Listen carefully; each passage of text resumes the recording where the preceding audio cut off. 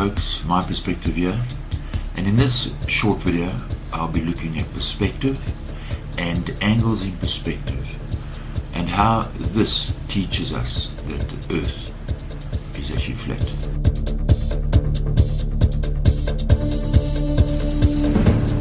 So even if the horizon was slightly curved, you would see objects on the horizon, whether it's a crane, a mountain, a tree. These would all be at different angles to you. So something closer would be at a different angle to an object that is further away. But this is not the case. We only ever see objects close and far as 100% vertical. This shows that the earth is flat. So it doesn't matter whether you look to your left or to your right or behind you. We only ever see objects, no matter how big or small they are, as completely vertical. And this, we take this fact for granted in our paintings and in photographs. We only accept something on the horizon that is vertical, because this is the reality that we live in.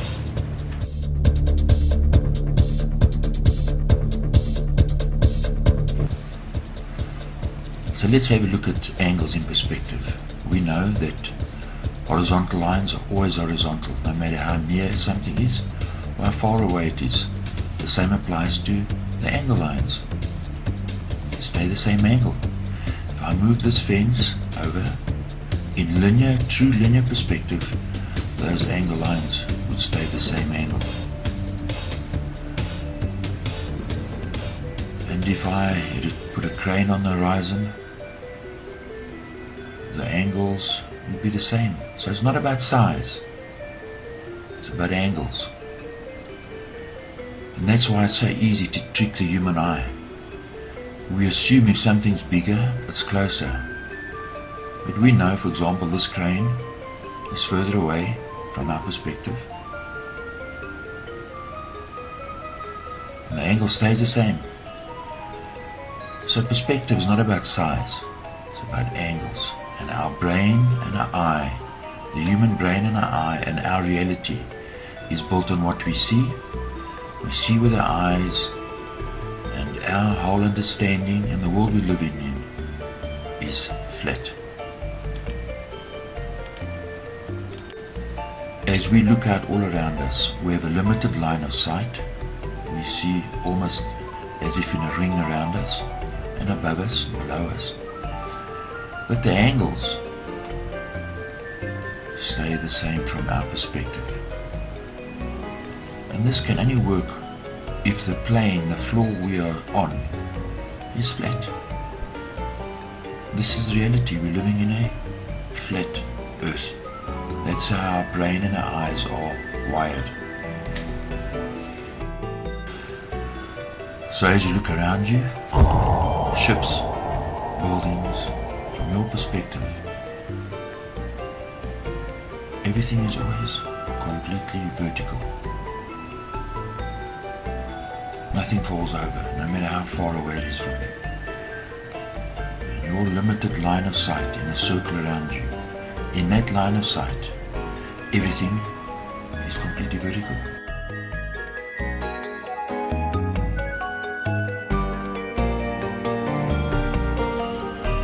Now let's look at the angle of light.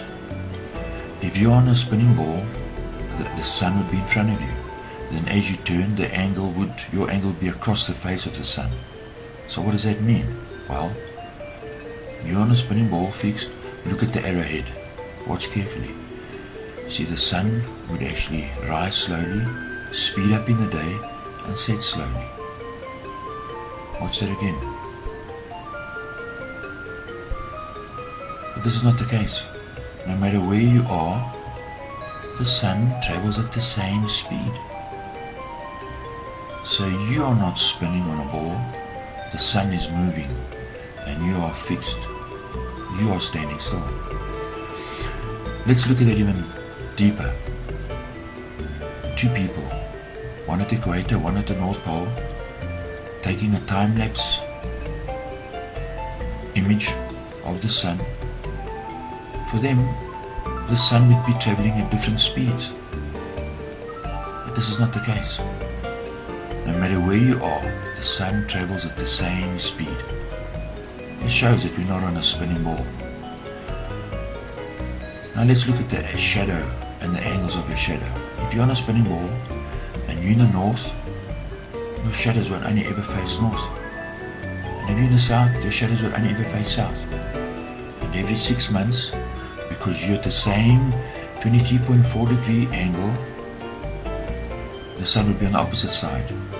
So night, morning and sunset should swap over every 6 months, and they don't, because we're not on a spinning ball.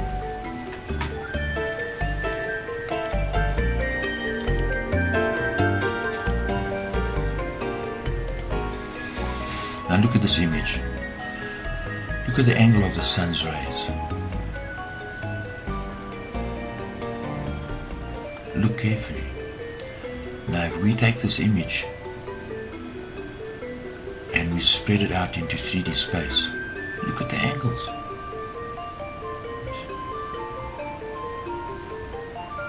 We spread it out.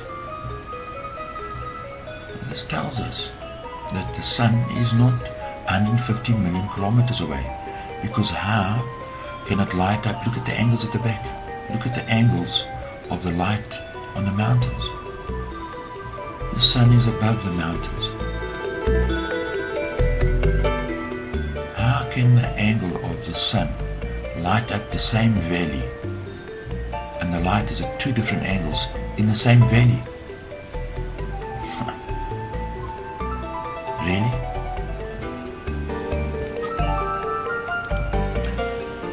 So this is what we see in real life. You're standing still, the sun is moving overhead, it's giving us those extreme angles, and as it moves overhead and it moves away from you, remember it's on the horizon now. That's how you can get those angles of sunlight on the horizon, because it's not 150 million kilometers away, it's above the clouds. So what they teach us is that you and the clouds are actually spinning together, and the sun's rays are standing still, because you are moving through those rays. You can see this is ridiculous. This is mindless garbage. This is not what we see.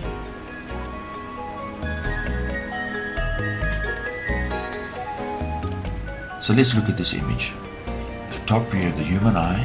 You see everything at eye level, but you have a limited range into the horizon. You see the horizon at eye level. So if I take my video camera or my stills camera and I put on a zoom lens, I can extend my vision into the horizon, further in, but the horizon is still at eye level. And if I put on a huge telescopic lens, I can see even further, but the horizon stays at eye level. So what's the point of having zoom lenses if the horizon is curved? Because you wouldn't be able to see around the curve. So the issue is, humans have a problem judging distance with perspective. We find it difficult.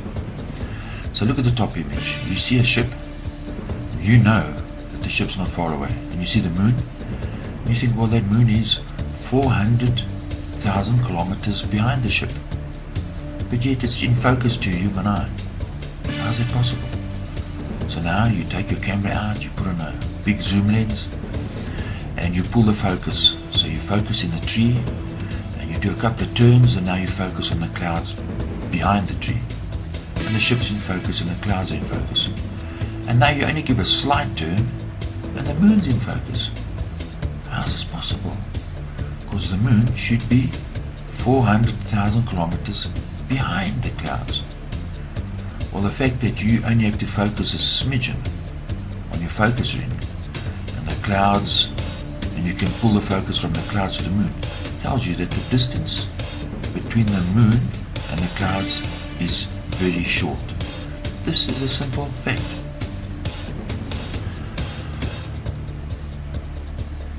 the reality is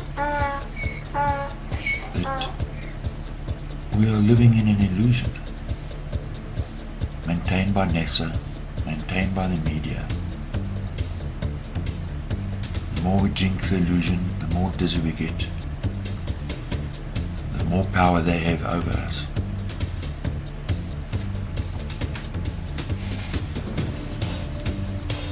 So if you had any delusions that you were something special, well, there's a status check for you.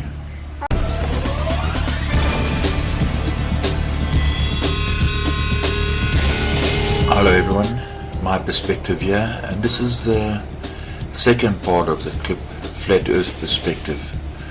And in this clip we'll be looking at practical examples of how perspective proves that the Earth is flat.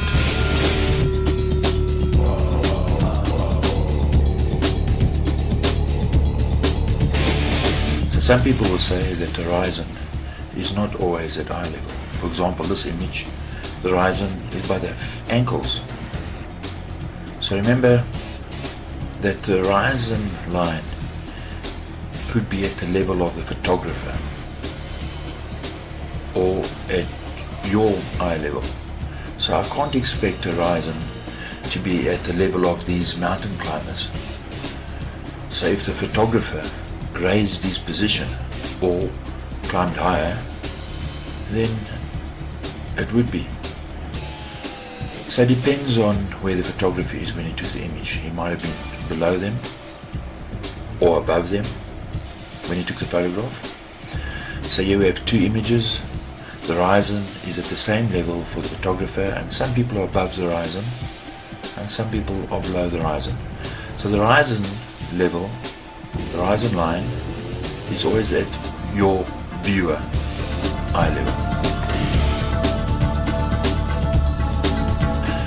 So in Flat Earth Perspective Part 1, we looked at how, from your perspective, that angles, objects on the horizon, no matter how far they are or how close they are always 100% vertical. And now we're going to look at some practical examples how this is true.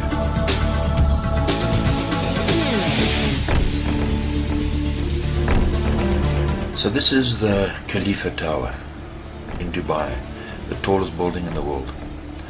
And even at a distance, the tower is always completely vertical. So no matter how close you are to the building, how far away you are, it's always vertical. And that building is made up of layers. It's stepped. Those steps stay at that same angle. So it's not just from the shoreline, but it's as you elevate your position above the grid, the floor line, that building is always completely vertical. So you'll never see a photograph of the Burj Khalifa leaning over backward. So even if there's a curve in the lens, using a fisheye lens, and there's a curve in the lens, and you aim that lens at that building, the building will never fall over backwards. As far as your eye can see, the floor plane that we are on is flat. So when you go out and you're looking at images, or you take a photograph, don't look at small objects. For example, you go out and you'll say, look at this yacht. You see the waves are encroaching on the hull, so the yacht's actually going below the horizon. Remember, the waves will be above the plane because they're higher, so it's obvious. So rather look at big objects. For example, tall buildings on the horizon. You see, if that building was leaning over or on a curve, the angles of the planes of each level on the floor would be different, but they're not. So look at the building. Look at the angles, look at the levels, the spaces between those levels. Look at the angles, always the same in that building. Therefore that building is 100% vertical. The plane you're on is on the same plane. It's flat. So be careful, you know. Don't look at small things. Look at big things far away. And that'll help you understand that perspective proves the earth is flat. Right, so you might say, but I've taken a photograph and I've seen the curve of the horizon in the photograph. Well, then ask yourself, why is the curve always dead center of the image? How come you never take a photograph and the curve is on the left or the right side of the photograph? Because if there was a curve, it would be in 3D. And as the sun rose and moved over, you'd have a shadow on that curve. And as the sun moved over, that shadow on that curve would move. There is no curve on the horizon. The horizon is completely flat. Look at the reflection of the sun.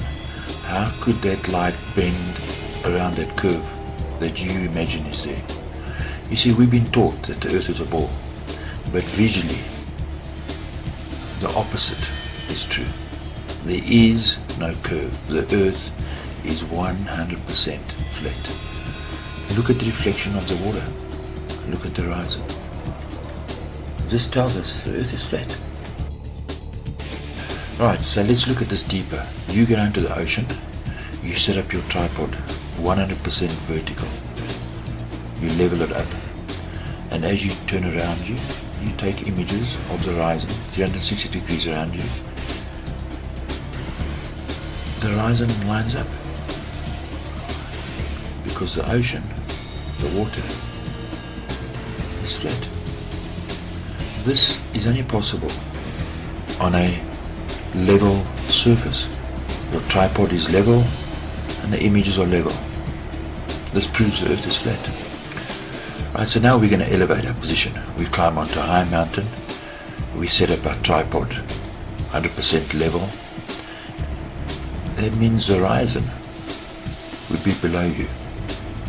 So for you to line up the horizon in your image, you'd have to point the camera down, and then as you rotate it 360 degrees around you, well, you'd be pointing your camera in the sky. It would be impossible for you to take a panorama with a level tripod 360 degrees around you.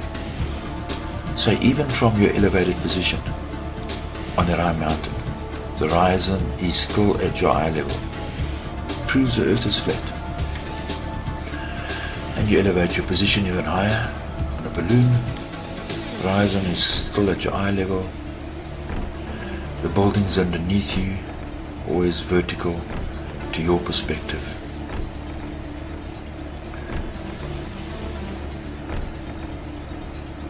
Earth is flat.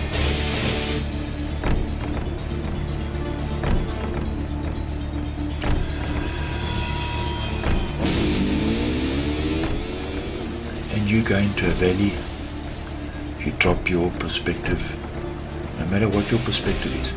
The mountains and the clouds far away don't change their angle.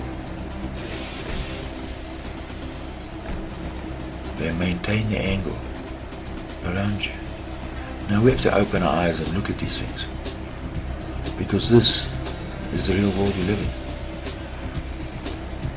So we've been taught that the earth is a ball, but our perspective and our senses tell us that the mountains stay the same angle. The clouds, as we drop down, we climb down a mountain, waterfalls fall at the same angle. Clouds at the same angle. Cliff faces stay the same. And if we were to drop our eyesight down and look down into valleys, the perspective stays the same. Right, so let's put this into a practical example. In the Indian Ocean, on the Mescreen Plateau, there are two islands. Island on your right is the island of Mauritius, and on the left is the island of Reunion. The distance between the two is 230 kilometers. Now the locals on the island of Mauritius will tell you that you can take a photograph of the island of Reunion and they recognize the silhouette of the island of Reunion. Well, how is this possible? And the mountains aren't falling over. They're the same. They recognize that outline. Now on the island of Reunion, and you don't have to climb to the high mountains and the volcano in Reunion Island. If you elevate your position slightly in the buildings and the houses, and you have a binoculars, they can see the aeroplanes landing at night time at Plaisance Airport in Mauritius. How is this possible? Over a distance of 230 kilometers. Here's an article from a tourist magazine that talks about this, discusses it. It says yes. And they'll tell you that it's a mirage, but it's at night. How is that possible? And I say that during 1989, during a violent cyclone, they had a perfect view of the islands of Reunion from Mauritius, and that you can see Mauritius from Reunion, and you can see the aeroplanes land. The locals know this. How is this possible on a ball Earth? Now look at this image. I want you to look at the reflection of the sun on the ocean surface. No matter how far away the sun is, or how close it is, the reflection always points towards you. And we see this in real life. No matter at what angle you stand to that scene, the light always points towards you. Why is this?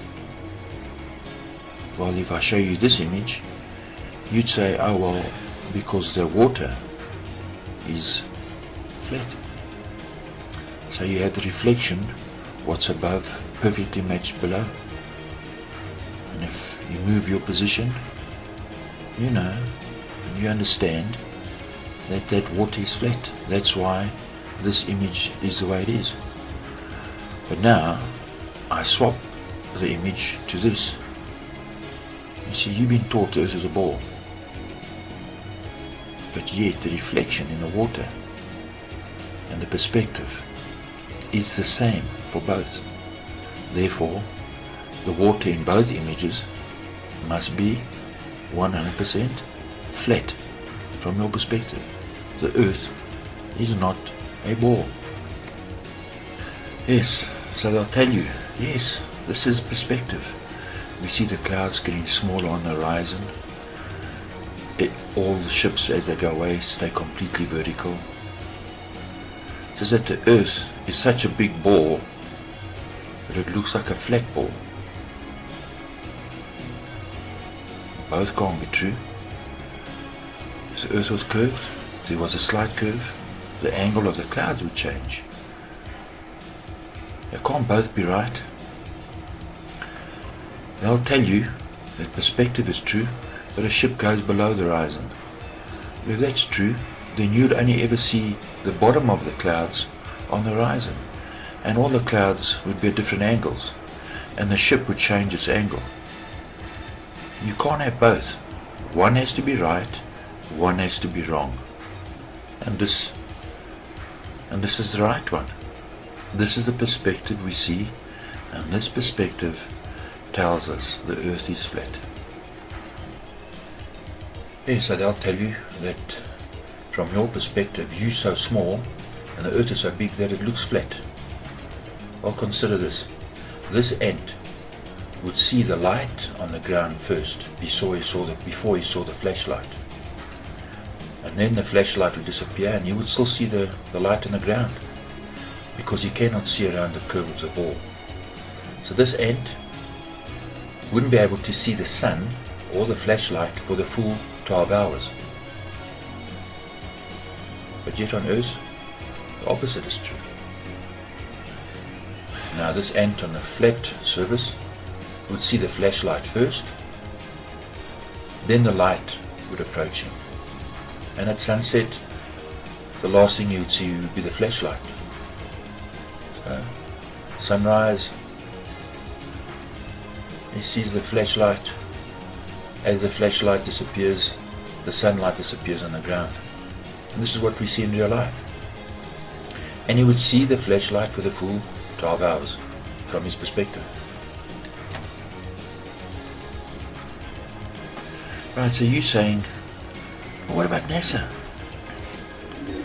I mean, here's a video clip of NASA doing some spacewalking. But look at it. Right? This is real, isn't it? Look again. Look at the reflection of the poor Earth in this astronaut's helmet. And look at this. Did you see? Look at it again. This is not real. This is not real perspective. So when I analyze this, look at this. This is fake. You see, the visor of the astronaut is round. So if the ball is below the astronaut or next to him, the reflection cannot curve around both sides of the visor. And as the astronaut moves his head, the reflection cannot stay in the same place in the visor.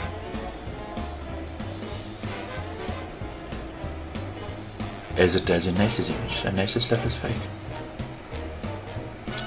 And let's look at this again. Now look at this bit. You see? Look at this. Do you get that?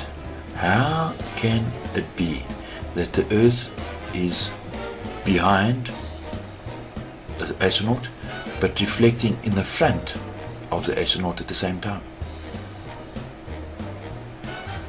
Another part is, remember the astronaut's moving the camera.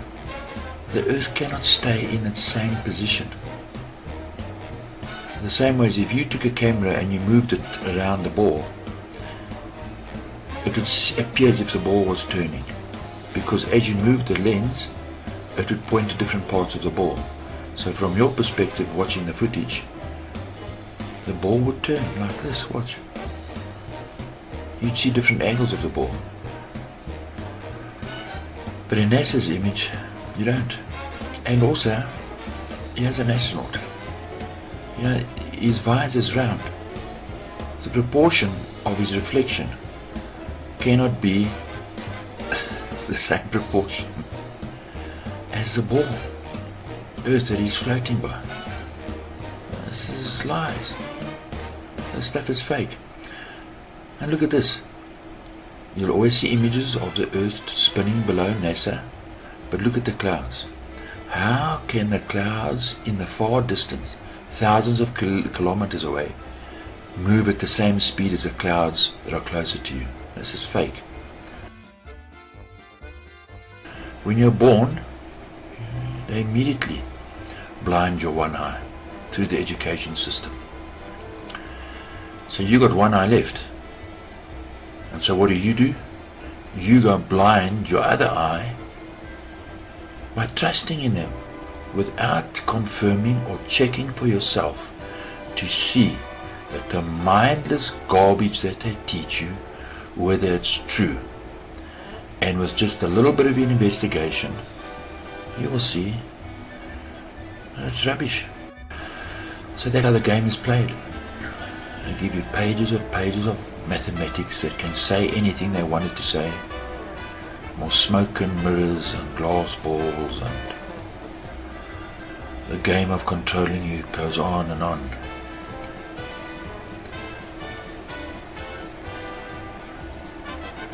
But when you take your eyes back, both of them, then you'll get your mind back.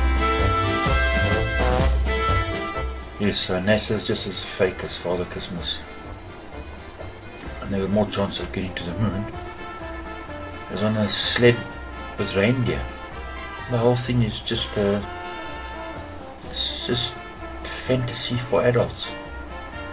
So as the governments fail miserably, they invent fake achievements as they rob you and steal from you. and blind you. They give you a big shiny box wrapped up nicely. When you open it up, there's nothing inside. It's just lies. There's evidence all around us. We see images from the salt pans of Bolivia. That the earth is flat. And many people, in their own creative way, they've brought this to our attention, and as normal, as usual, we don't listen or pay attention. One such person was a writer, Jonathan Swift, and he wrote the book Gulliver's Travels. And did we think about what he was saying? There's a giant who lives in a small man's world, and on one of Lemuel Gulliver's Travels, he comes across this disc that's floating in the sky. It's a flat land, and it's a castle in the sky. And are we paying attention? This flat land is ruled by a queen, and this land is called La Puta. Now Puta in Spanish is whore, and in French, because it refers to this disc, this flat land that is ruled by this queen, who's also a whore, Babylon the Great. And that's the earth that we're living on. It's controlled by the Vatican, and they have these scientists. They've got one eye pointing up and one eye pointing down. They're so obsessed with science that they cannot even discern the world that they live on. And so they have a ball with a light in at the end of a stick, and they walk around and use this to keep their balance, to see where they're going. They're looking at this ball and the end of the stick. Do you understand what Jonathan Swift was trying to tell us? And on this island they don't use a tape measure. They measure everything with a square and a compass. And this refers to the world we live in. The world and everything we know controlled by the Freemasons. All the astronauts are all Freemasons. And the education system and the government officials, all Freemasons, governed by the Vatican. And on one of Gulliver's Travels, he went to the island of Lilliput. And Lilliput is small puta, small prostitute, and he collects the ships, and he walks from one land to the other, and they see him, and it's flat. See, we read these, and do we think about it? No, we don't. But yet the evidence is there. The earth is flat. So to conclude, remember the Mascarene Islands, the Mascarene Plateau? We're going to go back there and look at some images. And on this plateau, there's a group of islands called the Maldives. And the height above sea level on some of these lands is only half a meter. And yet from here you can see the land at the back. Look at the cows, look at the land. The airport on the island of Maldives. Flat. Capital of the island of the Maldives. The principles that we see in this image applies to the whole earth. We just have to open our eyes and look. And all the small islands of the Maldives. Are we looking and using our senses and using our eyes? If we do, we'll see what that is.